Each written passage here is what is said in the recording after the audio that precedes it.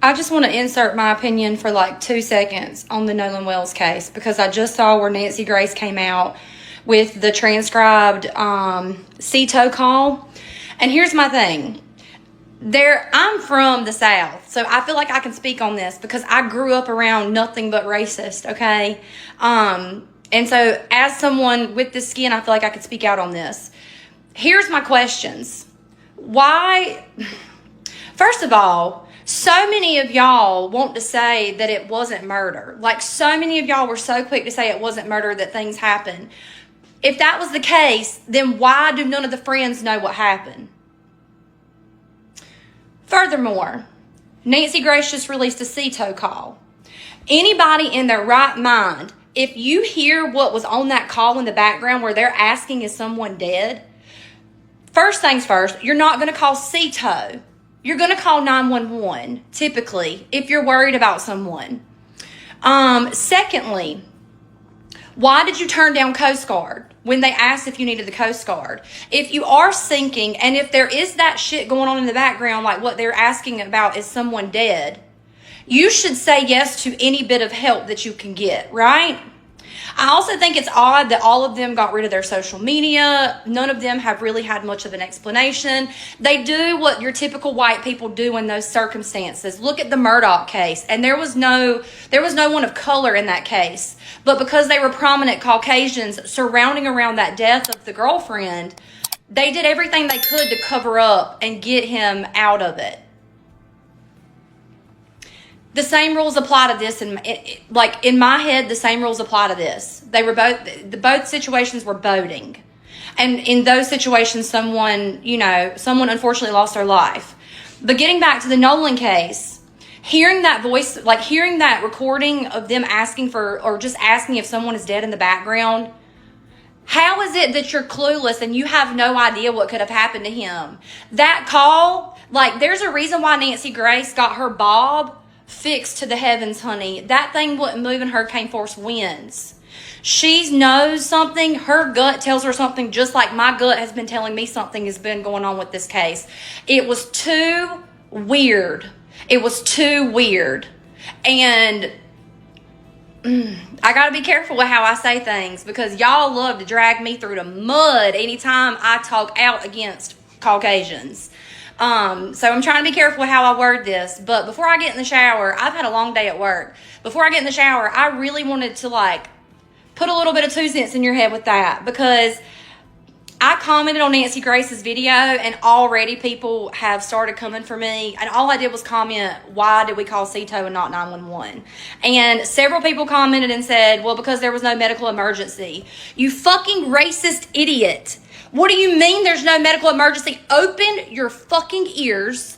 And do you not hear them in the background asking if someone is dead?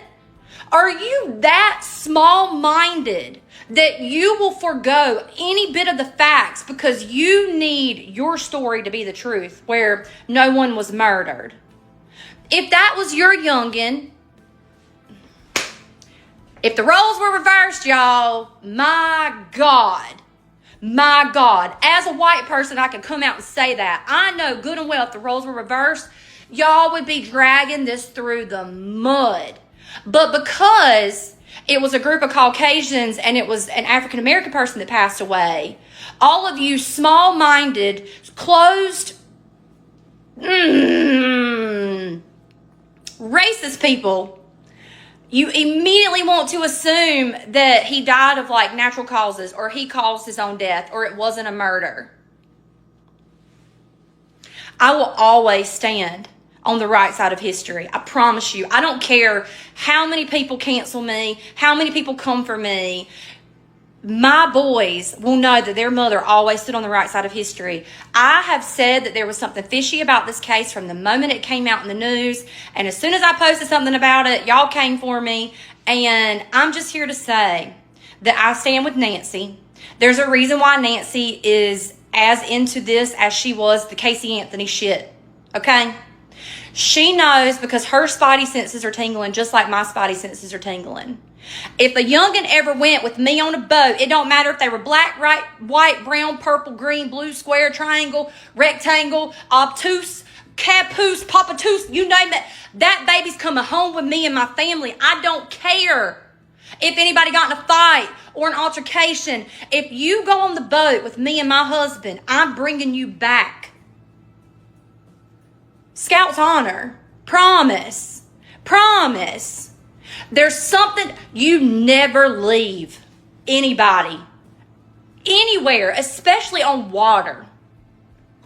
Y'all can get the fuck out of here with your excuses. That's the thing about you racist people. Y'all will make an excuse out of anything to justify any type of actions.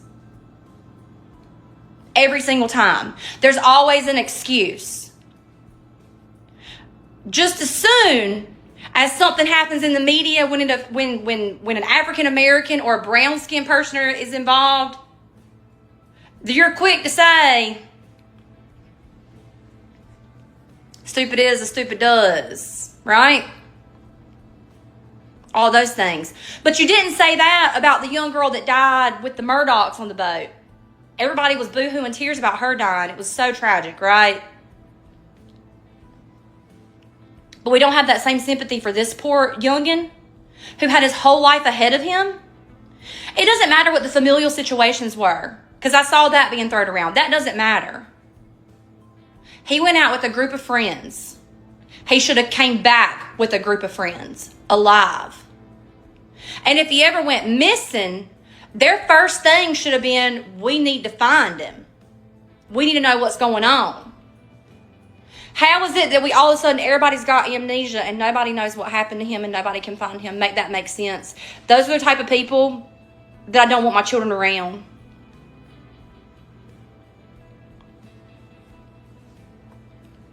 Y'all are so twisted. Y'all are so twisted.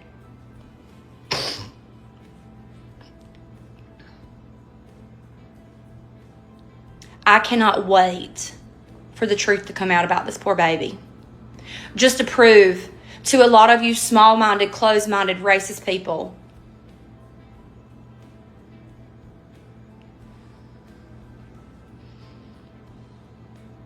how many more people have to die for you to see that there is a common denominator here? There's a problem. I wouldn't let my own children who are Caucasian go on a boat with a group full of other Caucasian children. Let that sink in. We'll not allow it. The only time I allow it is if I'm there. That's it.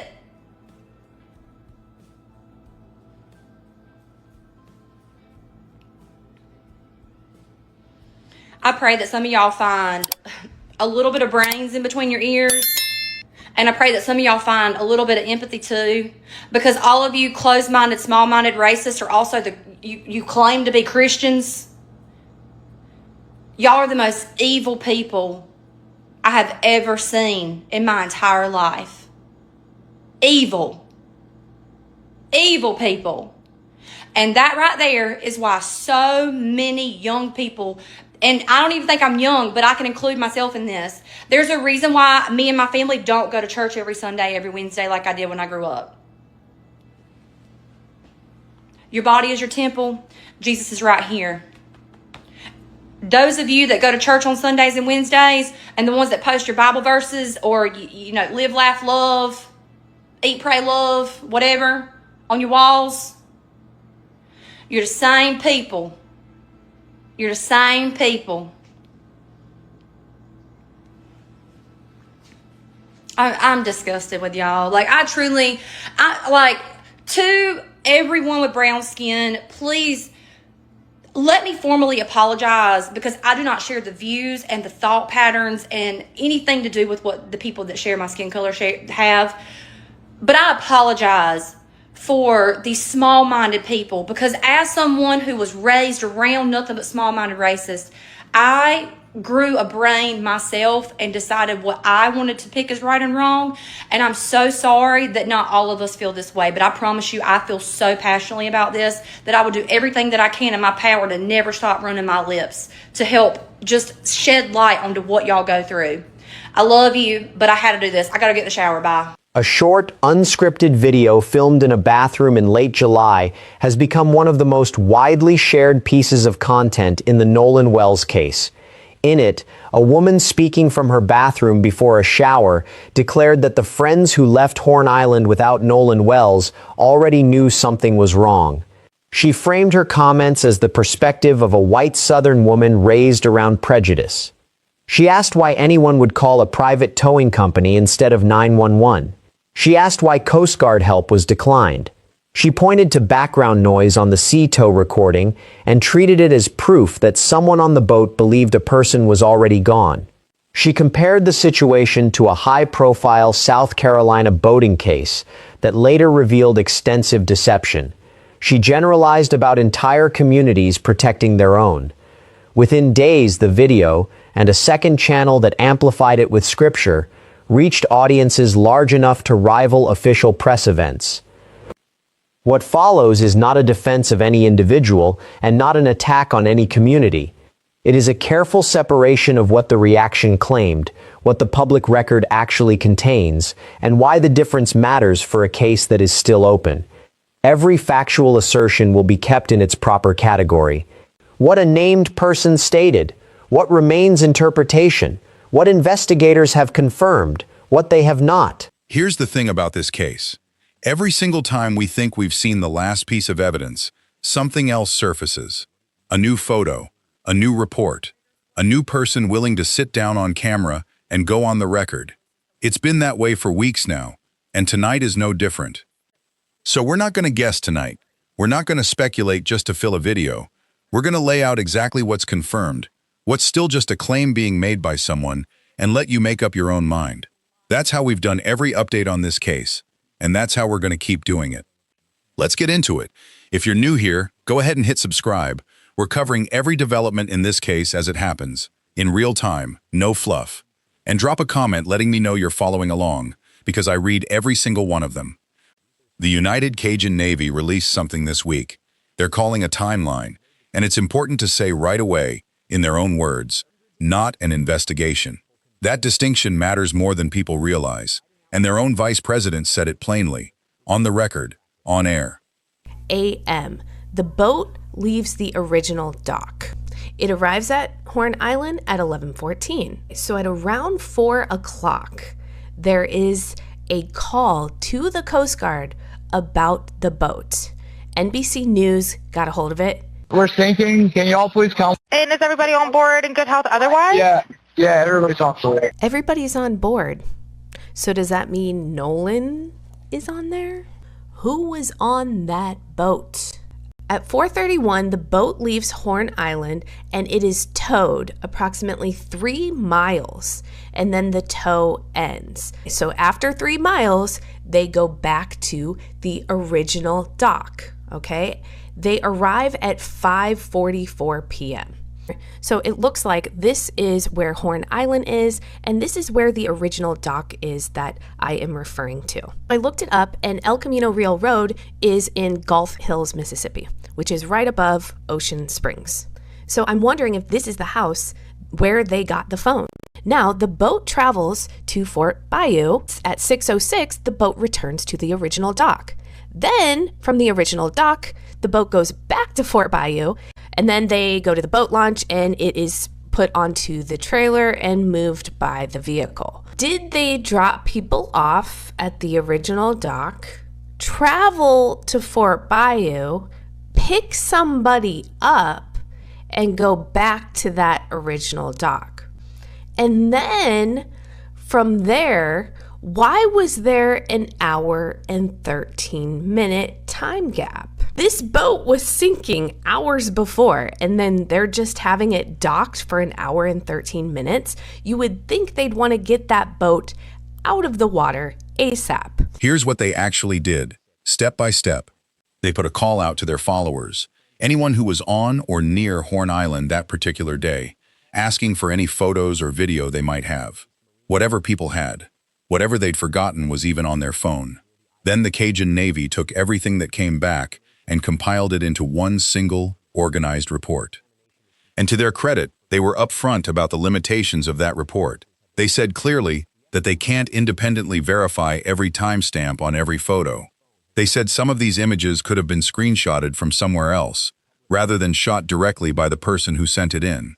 That's an important caveat, and it's one we're going to hold on to for the rest of this video, because it's easy to look at a report like this and assume it carries more weight than it actually claims to. What this report is, at its core, is a starting point, not a conclusion. Nancy Grace's show ran their own pass at the disputed SETO call this week, the third independent attempt at analyzing this recording. SETO assistant, Vicky speaking. How can I help you? Hey, we're at the west tip of Horn, and our bilge pump stopped working. We're sinking. Can y'all please come? We have a membership. All right, of course. How far is the work coming up, sir? Can you give me a description? Ankles? What'd Hello? you say? Hey, Yes, how far is the water coming up, sir? it's coming up.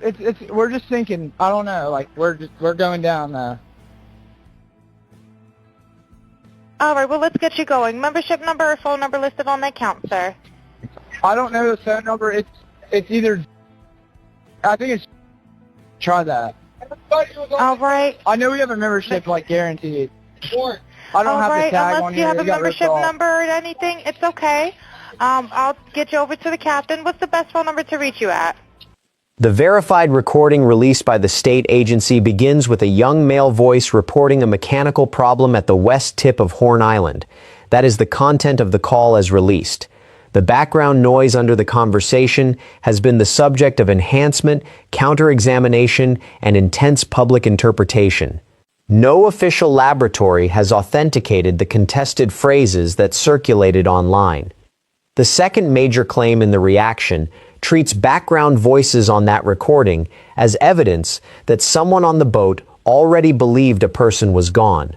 Multiple independent reviews of the complete unedited file, including analysis by a digital forensics examiner and commentary by a former officer who interviewed friends connected to the case, have concluded that nothing in the verified audio contains a clear, confirmed reference to Nolan being in danger at the time the call was placed.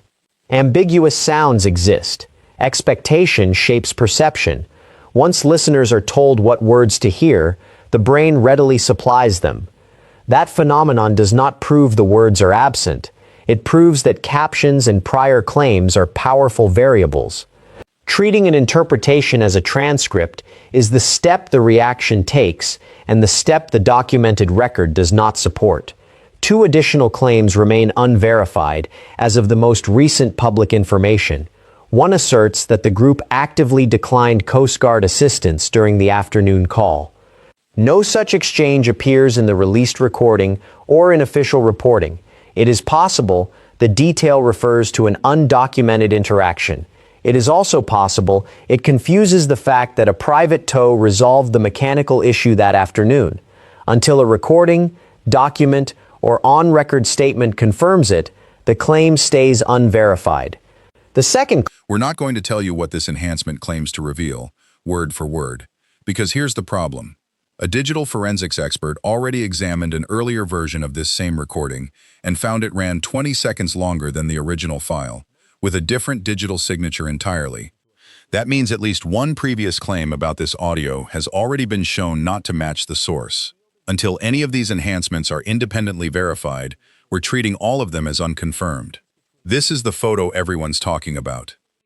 According to the Cajun Navy's report, this image shows several boats anchored together off Horn Island, timestamped to roughly 4:50 that afternoon. Here's what it does not show: confirmation of who is in it. Nobody, including the people who released it, has said they can identify Nolan in this photo with certainty. What it does show is how many people were physically present in that area that afternoon. That's the actual significance here. Not proof of anything happening, a record of how many people could potentially speak to what they saw. Part 4. A former prosecutor's critique. A former county prosecutor weighed in this week, and his critique wasn't aimed at the investigation itself. It was aimed at how it's being communicated to the public. His argument: transparency about process doesn't compromise a case. You can tell the public how many search warrants have been issued, How many witnesses have been interviewed? How many tips have come in? Without revealing a single conclusion. Right now, from the outside, there's no visible difference between an investigation moving carefully and one that isn't moving at all. That's the gap he says needs to close. This case has more open questions than answers right now. Comment below on what you think investigators should be prioritizing. And subscribe so you don't miss the next update. Let's lay out what's actually confirmed. In order. A call went out to SETO sometime between 3 and 4:30 p.m. That call was later canceled. According to reporting, the person who canceled it was not on the boat. It was relayed through a family member on shore. There's a reasonable explanation offered for this. A stronger cell signal on land. That's plausible. It's also, as of tonight, still someone's account, not an independently verified record. The boat Nolan came out on left the island at 4:31 p.m., according to GPS data cited in the report. By all accounts from the friend group, nobody was still on the island after that point. But a witness has placed someone matching that scene on Horn Island as late as 7:30 that evening. Investigators haven't confirmed what, if anything, that discrepancy means. It's part of what's still being worked through. There's been a lot of noise around one name in this case, Katie. So let's go through only what's actually been said on the record, by name. The earliest account came from Katie's sister, in a public post. According to that post, Katie spoke with Nolan before he was expected to reboard and assumed, based on hearing his friends call for him, that he'd gotten on the boat. She made it home separately. Later, Katie herself gave a similar account directly, that Nolan told her he intended to head back and rejoin the group. She didn't personally witness him get on the boat afterward. Compare that to another account from Warren, who has said on camera that Nolan was asked multiple times to get on and verbally said he'd ride back with someone else. These are two different, specific accounts from two people who were there. We're not going to tell you which one is accurate. Nobody outside that moment knows for certain. What we can tell you is that this is a real, documented difference in two on-record statements, and it's one investigators are working through. Part 7. The Community Speaks. Before we close this out, we want to step back from the timeline and the reports for a second. At a recent gathering held in Nolan's name, one attendee explained why she came out that day. Another spoke about what Nolan meant to people who watched him grow up. Whatever comes out of this investigation, that's the part worth sitting with. A young man is gone, and a community is still asking, respectfully and publicly, for the truth. That's everything confirmed as of tonight. As always, we'll keep separating what's documented from what's still just a claim, and we'll be back the moment something new breaks. Subscribe and turn on notifications so you don't miss the next update, and let me know in the comments what you want us to dig into next.